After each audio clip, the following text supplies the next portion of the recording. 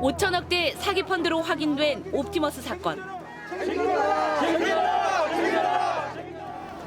고객들에게 펀드를 판매한 곳은 NH투자증권이지만 펀드 자금을 관리한 곳은 따로 있습니다.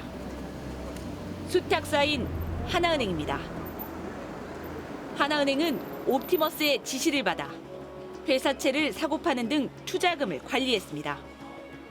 옵티머스가 환매 중단 사태에 빠지며 사건이 터진 건 지난 6월이었습니다.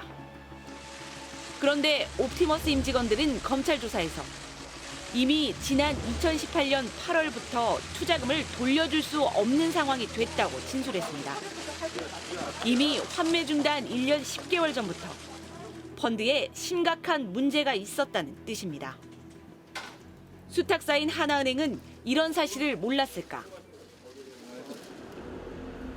2018년 8월 9일 하나은행 수탁부에 비상이 걸립니다. 옵티머스 지시로 투자한 곳에서 전날 회수해야 할 자금이 제대로 들어오지 않았습니다.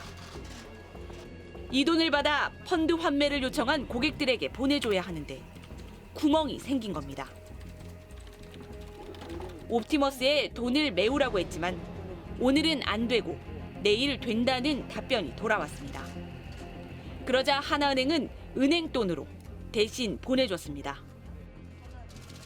지급 준비금, 고객 예금을 돌려주지 못할 경우를 대비해 은행이 중앙은행에 모아놔야 하는 돈입니다.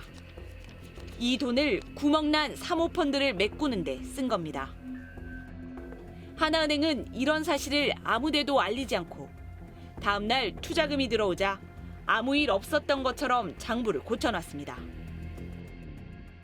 운용사에서 자금이 모자라게 들어왔으면 보통의 경우는 운용사에 얘기를 해서 이 자금이 당일에 반드시 왜냐하면 판매사에 보내줘야 되니까요.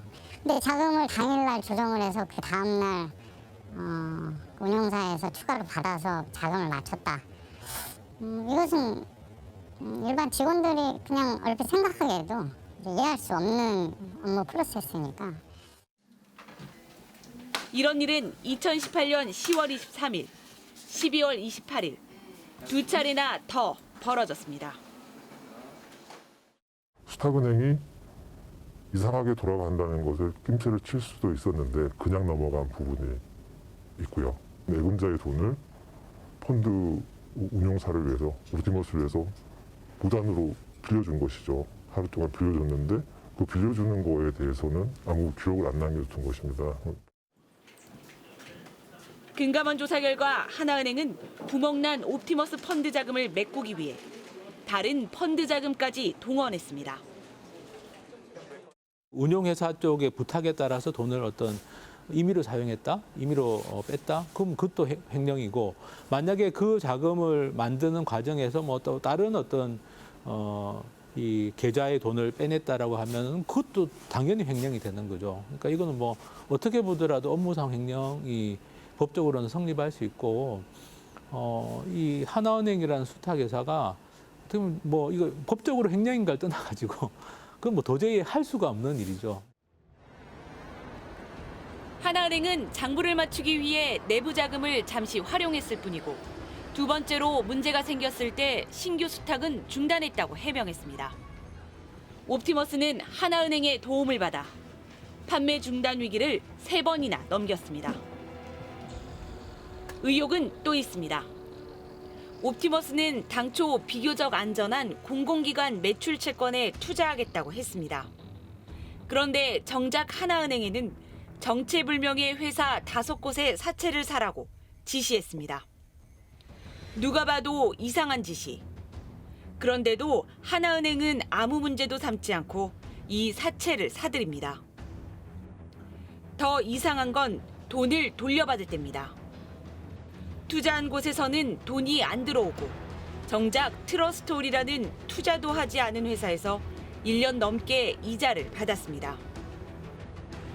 트러스트홀은 구속 기소된 옵티머스 2대 주주 이동열 씨의 회사였습니다. 정상적인 투자처럼 꾸미기 위해 자기 회사 돈으로 돌려막기를 한 건데 하나은행은 이걸 지켜보기만 했습니다. 수탁사 입장에서는 내가 받아야 할 때는 A인데 느닷없이 C가 돈을 줬어요. 그러면 A가 왜 안 주고 C가 줬는지에 대해서는 확인해야 될 의무가 있다고 보는 게 이게 손관의 의무라는 거죠. 근데 그런 것도 다 넘어간 거죠. 하나은행은 수탁사는 실입금자를 확인할 의무나 권한이 없고 옵티머스 지시에 따라 기계적으로 돈을 관리만 했을 뿐이라고 해명했습니다.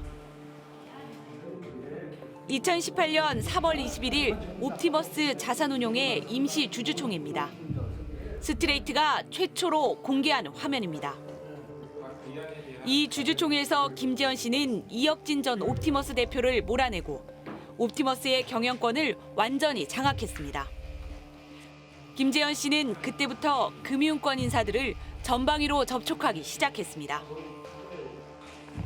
김 씨를 금융계 인사들에게 소개한 사람은 윤만순 전 금융감독원 국장이었습니다. 모두 윤만순 씨의 출신 고등학교 강경상고 인맥이었습니다. 뭐 학교 선후배니까 뭐 한두 번 정도는 만났죠. 차 한잔 먹으러 왔을 거예요. 우리 한잔 부회장님 먹어요? 사무실로.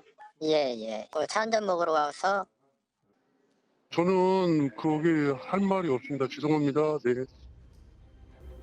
이렇게 만난 사람들 중에는 하나은행 임원도 있었습니다. 김재현 씨는 2018년 초 윤만순 씨의 소개로 하나은행 김모 전무를 만났습니다. 김 전무 역시 강경상고 출신입니다. 강경상고 출신 금융계 인사들로 구성된 강경 여의도 포럼.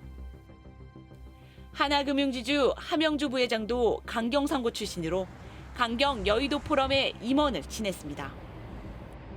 혹시 김재현 씨가 하명주 부회장도 만난 건 아닐까? 이 사건을 담당한 한 당국자는 2018년 3월 김재현이 윤만순의 소개로 하명주 부회장을 만났다고 밝혔습니다. 검찰은 하나은행이 왜 옵티머스 편의를 봐줬는지, 누구의 지시였는지 수사를 확대하고 있습니다. 이에 대해 하나금융 측은 하명주 부회장은 김재현을 한 번도 만난 적이 없으며 수탁 업무 관련해 지시를 내린 적도 없다고 주장했습니다. 또 김모 전무가 김재현을 만난 것에 대해서는 명함을 주고받고 인사만 했을 뿐 수탁과 관련한 부탁은 전혀 없었다고 해명했습니다. 하나은행이 엮인 사건들 참 많습니다. 채용비리, 최순실 국정농단, 여기에 옵티머스 사기 사건까지요. 네. 그리고 이 사건들에 공통적으로 등장하는 이름이 하나 있습니다.